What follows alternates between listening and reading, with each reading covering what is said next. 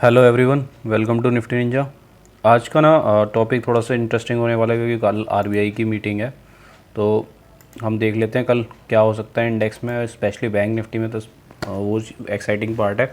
तो पहले मैं एक्सप्लेन कर दूं कि बैंक निफ्टी एज कल आरबीआई की मीटिंग है तो बैंक निफ्टी में कल सेशन वॉलेटाइल रहने वाला है।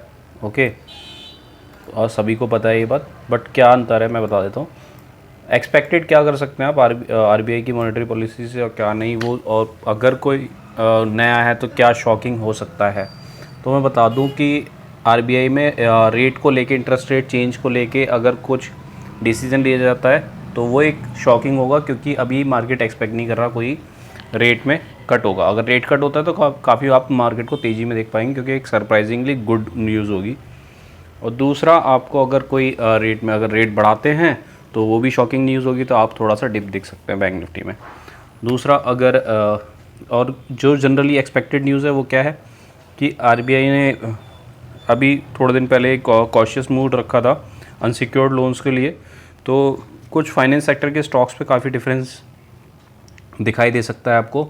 अनसिक्योर्ड लोन्स के जो बिज़नेस में है, पर्सनल लोन्स वगैरह जो होते हैं, तो वो अनसिक्योर्ड लोन्स में आते हैं, उसमें आपको काफ़ी ज़्यादा मूव दिखा दे सकता है। तो आप फाइनेंस सेक्टर को आप ट्रैक कर सकते हैं कल के लिए। अगर कोई न्यूज़ आता है इंटरेस्ट लैंडिंग रेट्स को लेके उनके माइक्रो फाइनेंसेस के, तो वहाँ पे एक सर्टेन इम्पैक्ट दिखने को मिलेगा, जैसे कैनफिन होम फाइनेंस है वगैरह वगैरह इस तरीके से, और आपका बजाज फाइनेंस है।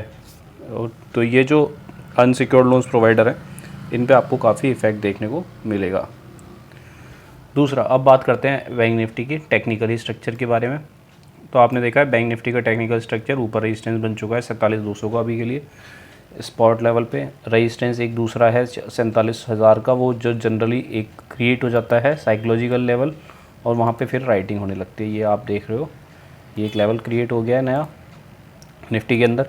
अब बैंक निफ्टी के अंदर अभी ये जो गैप है, इस गैप में ट्रेडिंग हो रही है, राइट। ये गैप फिल होकर निफ्टी बैंक निफ्टी में ऊपर था, ऊपर गया है, रेजिस्टेंस टच हुआ है, तो यहाँ पे अच्छा खासा मूव मिला। अगर आप समझते होंगे गैप फिल होने के बाद यहाँ पे मूव मिला, और आपने अगर बाइंग की होगी तो यहाँ पे अच्छा खासा मूव मिल गया आपको छोटे से स्टॉप लॉसेस से। अभी बैंक निफ्टी में ऑप्शन के थ्रू पोजीशंस क्या चल रही हैं उसके बारे में बात कर लेते हैं। बैंक निफ्टी में 47,000 पे कॉल राइटिंग है, मतलब एक रेजिस्टेंस क्रिएट हो चुका है 47,000 पे, नीचे कहाँ 46,500 पे। तो ये दोनों सेफर साइड काम करने वाले लोग हैं। अभी हम नियर बाई किसके हैं, 47,000 के। तो हमारे लिए वीक क्या होगा, एक रेजिस्टेंस वीक होता है। मैं आपको बता देता हूँ, और हमेशा दो तरीके के रेजिस्टेंस और दो तरीके के सपोर्ट होते हैं। आप हमेशा काम करते हैं जब बेरिश मार्केट में काम करते हैं ना, बेरिश मार्केट में हमेशा वीक क्या होता है, सपोर्ट, और बुलिश मार्केट में क्या वीक होता है, हमेशा रेजिस्टेंस वीक होता है। और जिसको अप्रोचेबल जो नियर होता है तो वो सबसे पहले ब्रेक होता है।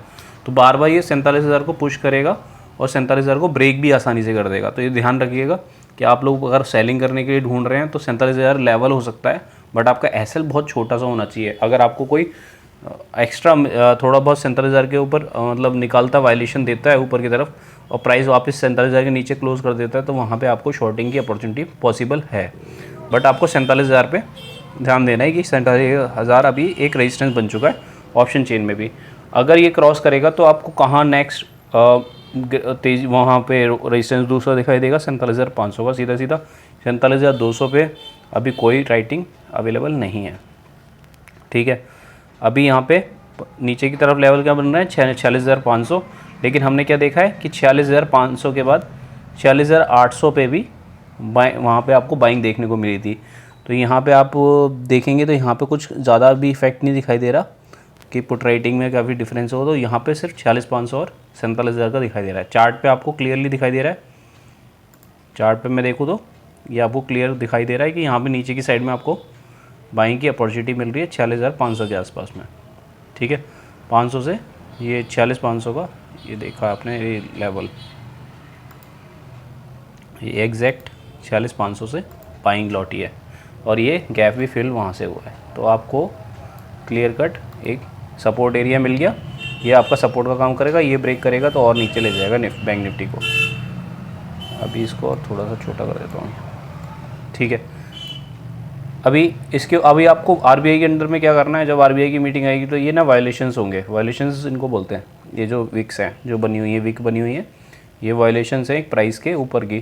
तो यहाँ पे आप लोग ट्रैप होते हो तो आपको ध्यान रखना है, अगर इसके ऊपर कैंडल प्राइस बंद होता है, इन विक्स के ऊपर एक कैंडल क्लोज होता है, उसके ऊपर प्राइस चलता है, तभी आप इसके लिए बाय करें 47,200 के लिए। 47,200 के ऊपर एक आध विक बन सकता है, इसको आप 47,260 से पहले कोई भी अब बाई डिसीजन नहीं लीजिए ऊपर की तरफ अभी, ठीक है। तो नीचे से बाइंग करिए, ऊपर की तरफ सेलिंग का देखिए, और सेलिंग छोटे छोटे एसएल के साथ कीजिए। बैंक निफ्टी में ये था। एमपीसी में दो इंपॉर्टेंट चीज़ें हैं, माइक्रो फाइनेंस पे ध्यान देने की बोलेंगे, कोशियस बोलेंगे, और एक जीडीपी ग्रोथ का फोरकास्ट वो बढ़ा सकते हैं आगे, क्योंकि पीछे क्वार्टर में बहुत अच्छा रहा है। अभी आज निर्मला जी का वो भी आया है, ट्वीट भी आया, तो फोरकास्ट में सिर्फ जीडीपी ग्रोथ को वो बढ़ा सकते हैं। बात करते हैं हम निफ्टी की। निफ्टी की एक्सपायरी जैसे वीडियो में एक्सप्लेन किया था वो सेम है, जैसा मैंने बोला था रेंज के अंदर हुई, 20,950 से 20,850 के बीच में हुई, और वो ही सेम मिला आपको यहाँ पे सपोर्ट लेके वापस ऊपर चला गया। तो इसमें अभी कुछ चेंज नहीं हो रहा भी। अभी आपको बस ये देखना है कि अगर कुछ भी नेगेटिव न्यूज़ होती है, कुछ भी अच्छा कोई न्यूज़ होता है, तो एकदम से गिरावट आई, इसको ब्रेक करता है तो आपको नेक्स्ट लेवल यहाँ पे मिलेगा। आप ये ध्यान रखिएगा, इसमें दो चीज़ हैं, 20,800 का लेवल भी थोड़ा सा ब्रेक आपको सपोर्ट देने की कोशिश करेगा, लेकिन अगर वो ब्रेक होता है तो आपको यहाँ डेफिनेटली एक बाइंग की अपॉर्चुनिटी मिलती है, और यहाँ पे बाइंग ज़रूर करिए। अगर आपको मिलता है एसएल लगाइए नीचे, और यहाँ पे बाइंग करिए 680 के एसएल से, और इसको पोजिशनल कॉल में रख सकते हैं आप। तो ये निफ्टी का इंडेक्स का टेक्निकली व्यू था। दूसरा आपका निफ्टी का ऑप्शंस में क्या दिखा रहा है वो डेटा भी एक्सप्लेन कर लेते हैं। देख पा रहे हैं 20,900 पे राइटिंग हो रखी है, 20,900 पे दोनों पे राइटिंग हो रखी है। आज का एक्सपायरी हो चुका है, ठीक है। अब नेक्स्ट वीक का देखते हैं। अब जो नेक्स्ट वीक में पोजीशन बनाई होंगी उनके बारे में बात करते हैं। 21,000 पे कॉल राइटिंग है, पहले भी बता रखा है 21,000 एक सेफ लेवल होता है, साइकोलॉजिकल लेवल, और वही राइटिंग का काम कर रहा है। अभी पुट्स कहाँ राइटिंग हो रहे हैं, सबसे ज़्यादा पुट्स कहाँ राइटिंग हो रहे हैं, अब आपको पुट्स दिखाई दे रहे हैं, और सबसे ज़्यादा ऊपर इंटरेस्ट आपको पुट में दिखाई दे रहा है यहाँ पे 20,900 के लेवल पे। तो अभी आपके लिए लेवल का काम करेगा 20,800 और 20,900। तो 20,000 मतलब आप अब एक्सपेक्ट करिए कि कल की जो एक्सपायरी होगी, वो सॉरी कल की नहीं नेक्स्ट वीक में जो एक्सपायरी है आपकी, उसका ध्यान रखिए कि वो अभी 21,000 के आसपास ही घूमता रहेगा लेवल। टेक्निकली लोग ऊपर कॉल की राइटिंग ज़्यादा करेंगे, 21,000 का लेवल है, बहुत तेज़ी से 2,000 पॉइंट का करीब डिफरेंस आ सकता है। तो अभी 1,000 पॉइंट ऑलरेडी निफ्टी चल चुका है, 20,000 से 21,000 पहुँच गया है। तो और ज़्यादा अभी मूव एक्सपेक्टेड नहीं होगा लोगों को, या जो भी है उनको 21,000 अभी ब्रेक करना है। तो 21,000 ब्रेक करने के लिए वीक होगा 21,000, और अभी आपको नीचे से अपॉर्चुनिटी मिलेगी और बार बार यहाँ बुक करना है। यहाँ से जब आएगा बाइंग, यहाँ पे सेलिंग अपॉर्चुनिटी मिलेगी, आप सेल कर सकते हैं, बट नीचे से आपको बाइंग के लिए देखना है। ऐसे मार्केट में अभी बाइंग ही देखनी चाहिए। इंट्राडे में सेलिंग कर सकते हैं आप, बट अगर पोजिशनल बात करो तो पोजिशनल में आपको बाइंग ही करना चाहिए, अभी सेलिंग का नहीं देखना चाहिए। अब 5 स्टॉक्स के बारे में बात कर लेते हैं। तो मेरे कल के जो 5 स्टॉक है उसमें एक पहला है वोल्टास।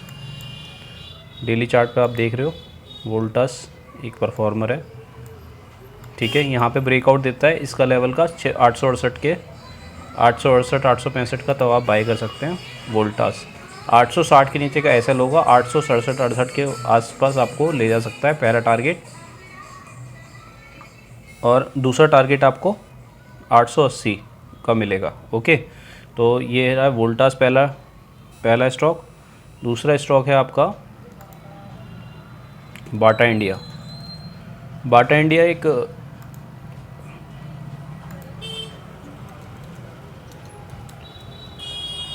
बाटा इंडिया में एक चीज़ ध्यान रखना है आपको कि बाटा इंडिया में ब्रेकआउट के बाद ही कोई आप डिसीज़न लेंगे। अगर 1662 के ऊपर जब चार्ट ये सस्टेन हो जाता है प्राइस, तभी आप डिसीजन लीजिए कि इसमें बाइंग कर रही हैं, अदरवाइज़ इसमें कोई बाइंग का डिसीजन मत लीजिए। एसएल इसमें लगाइए बहुत छोटा 1655 रुपये का, 1662 के ऊपर बाई करिए, और टारगेट इसमें 1670 और 1680 के टारगेट देखने हैं बाटा इंडिया में। ये डेली चार्ट पे इसका व्यू भी है। जिसको आप देख सकते हैं। बहुत ही अच्छा चार्ट पैटर्न लग रहा है बाटा इंडिया का। तीसरा है सन टीवी। सन टीवी यहाँ पे on the verge of breakout है, तो 682 के ऊपर बाय करिए। सन टीवी में अगर आपको मूवमेंट मिलेगा तो बहुत ही अच्छा मूवमेंट मिलेगा। सन टीवी आपको लेके 2% आपको दे सकता है ट्रेड में। तो कल सन टीवी 682 के आसपास बाय करिए, 680-82 के आसपास, और 675 का SLS में। तो आपको अगर बेटर अपॉर्चुनिटी मिले नीचे की तरफ तो आप बाय कर सकते हैं, बट यहाँ पे आपको बाय ही करना है। उसको टारगेट का आपकी बात करूँ तो टारगेट आपको 695, 698 टारगेट ले सकते हैं। और बीच में अभी ये जो टॉप टारगेट है 686 रुपये का, फर्स्ट टारगेट यही होगा। अगर 686 क्रॉस करता है तो आपको 695 और 698 ले जाएगा। IRCTC on the news, on the verge of breakout है। ये ब्रेकआउट देने वाला है आपको डेली चार्ट पे। तो IRCTC में केयरफुली आप काम कर सकते हैं। IRCTC यहाँ पे ऑन हाई है, अभी टॉप पर है। तो 762 बाइंग करनी चाहिए 750-52 के आसपास, और आपको ट्रेड एग्जिट कर देना चाहिए 770। अगर ब्रेकआउट होता है तो ये बहुत ही बढ़िया आपको ब्रेकआउट देगा। तो टारगेट आपको इसमें ट्रेल कर सकते हैं, और 770 के बाद इसमें पोजीशन और एडिशन कर पाएंगे अगर ये 770 के ऊपर टिकता है तो। IRCTC के बाद आपको काम करने के लिए स्टॉक है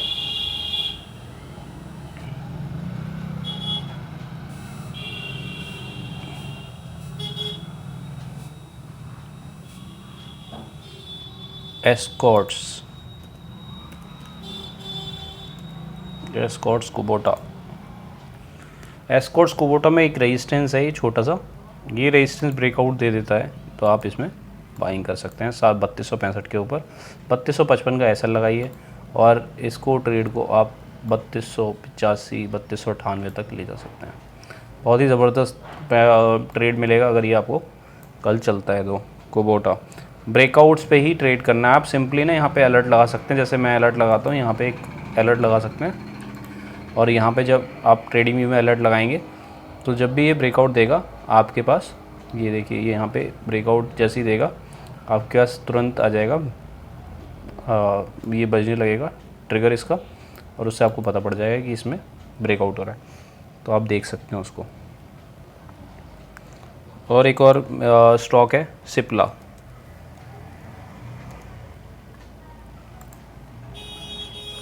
सिप्ला बहुत ही बढ़िया लग रहा है यहाँ पे, और इसके बाद प्राइर टर्न के बाद ब्रेकआउट होने के बाद ये आपको 1240 रुपये तक के टारगेट दे सकता है, 1240 से 1258 तक। तो सिप्ला एक अच्छा टारगेट लग रहा है। तो थैंक्स फॉर टुडे, और keep subscribing, keep sharing, bye everyone.